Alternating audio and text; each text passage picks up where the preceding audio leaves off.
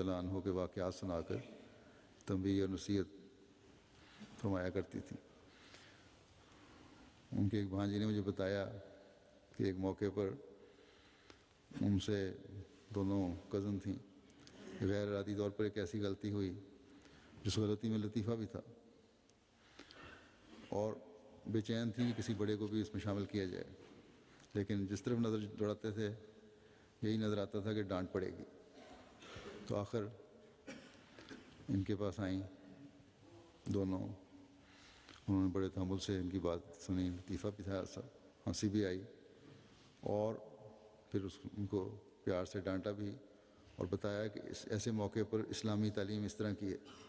تو کوئی موقع بھی اسلامی تعلیم کا، احمدیت کی روایات کا ضائع نہیں کرتی تھیں، جب بھی موقع ملتا سمجھانے کی کوشش کرتی اس لحاظ سے،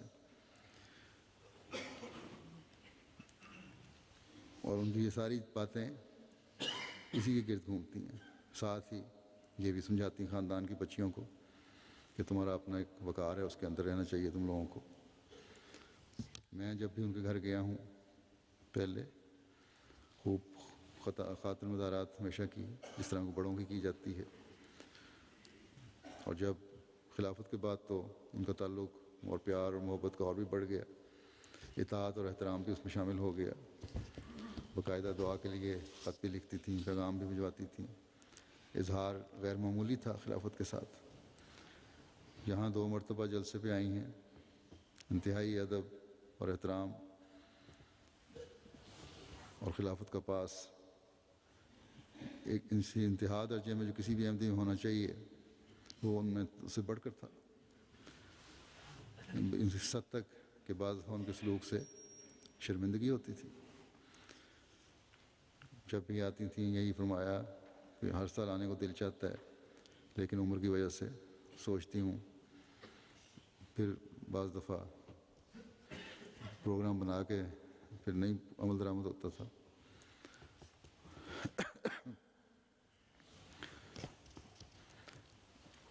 حضرت اماں جان، جیسا کہ میں نے کہا، حضرت اماں جان ام المومنین کے پاس بڑا عرصہ رہی ہیں۔ جب میری والدہ کی شادی ہو گئی تو زیادہ عرصہ پھر حضرت اماں جان کے پاس ہی رہی ہیں۔ بہت روایات اور واقعات حضرت اماں جان کے ان کو یاد تھے۔ یہاں بھی جب ایک سال ایک جلسے پہ آئی تھیں تو لجنہ یو کے کو کچھ ریکارڈ کروائے تھے، صدر صاحب لجنہ نے اس کا انتظام کیا تھا۔ لجنہ کو چاہیے کہ وہ واقعات جو حضرت اماں جان کے ہیں ان کے حوالے سے اگر شائع نہیں ہوئے تو شائع کرنے چاہیے۔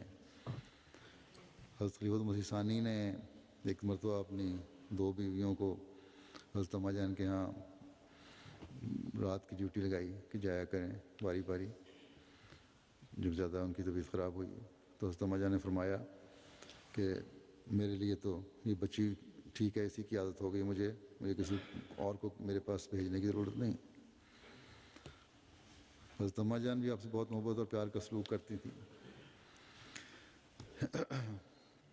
جب آپ کی شادی ہوئی ہے تو حضرت اماں جان بہت اداس رہنے لگیں۔ جب واپس آئی ہیں کچھ دنوں کے بعد ملنے تو اس لیے وہ مسیح ثانی ان کو بازو سے پکڑ کر لے گئے حضرت اماں جان کے پاس اور کہا یہ لیں آپ کی بیٹی آئی ہے ملنے۔ تو بہت پیار کا سلوک تھا حضرت اماں جان کا بھی۔ خلافت کے تعلق میں بات کر رہا تھا، خلافت سے محبت اور وفا کے ضمن میں یہ بھی بتا دوں کہ اس قدر بڑی ہوئی تھی اس میں کہ کسی بھی قریبی رشتے کی پرواہ نہیں کرتی تھی، اور اس وجہ سے بعض دفعہ ان کو بعض پریشانیاں بھی اٹھانی پڑیں، لیکن ہمیشہ خلافت کے لیے وہ ایک ڈھال کی طرح کھڑی رہیں۔ ان کے گھر میں پلنے بڑھنے والے لڑکے نے جو اب جوان ہیں بلکہ بڑی عمر کے ہو گئے، اس نے مجھے لکھا کہ محترمہ بی بی جان کی وفات پر ہمارے دل کو بہت صدمہ پہنچا ہے، کیونکہ ہم ایک نہایت نیک، دعا گو اور بزرگ ہستی سے محروم ہو گئے۔